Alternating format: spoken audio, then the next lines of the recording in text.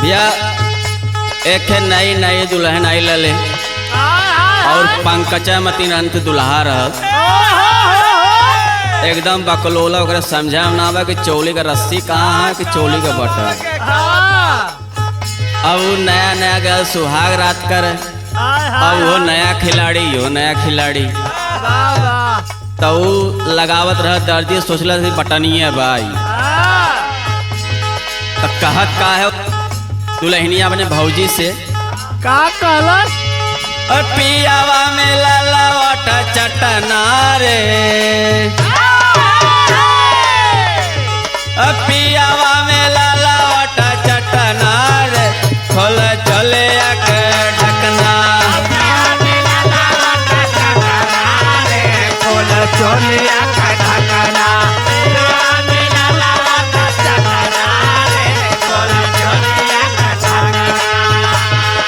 चोले का ढकना भौजी चोले का ढकना चोले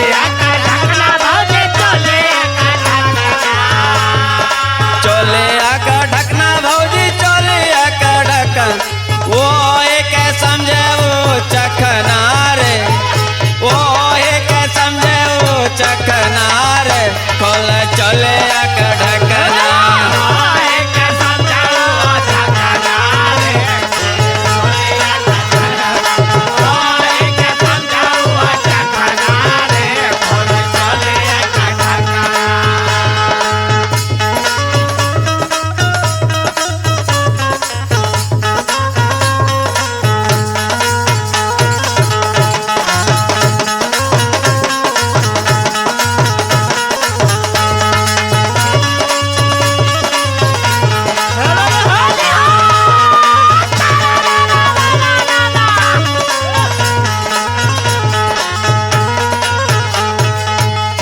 पहले दहिया वो सरावे धीरे धीरे वो गरमावे,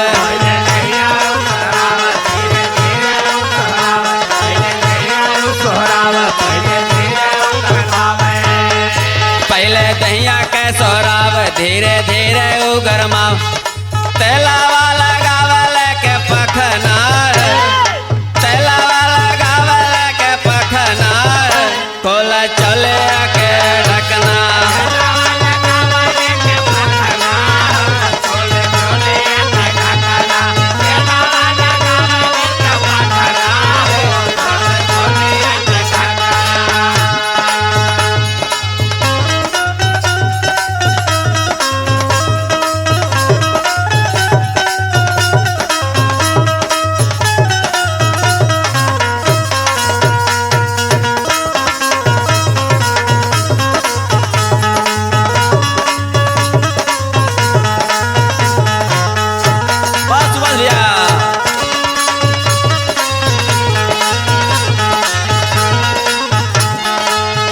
जब पखना लगावता आगे कांड का करो का कैलस का पंकज भैया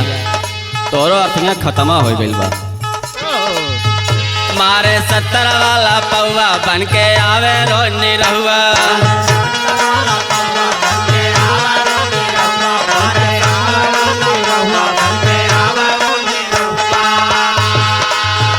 मारे 70 वाला पौवा बन के आवे रोज निरहुआ, अरे नया नया कर रोज घटना है, अरे नया नया कर रोज घटना रे, कल चले के ढकना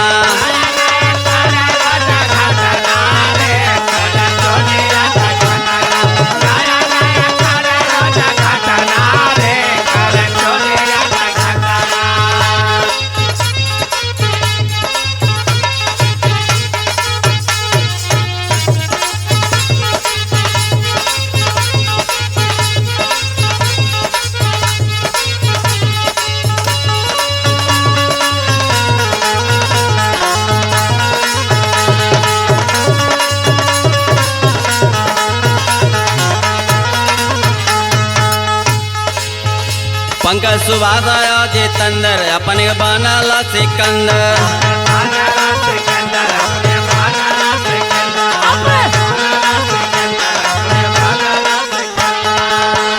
पंकज सुभाष और और जितेंद्र अपने का बनल सिकंदर। प्रमोदया जाके कितना सुधारे हो, प्रमोदया जाके कितना सुधारे हो, कल चले आके ढकना।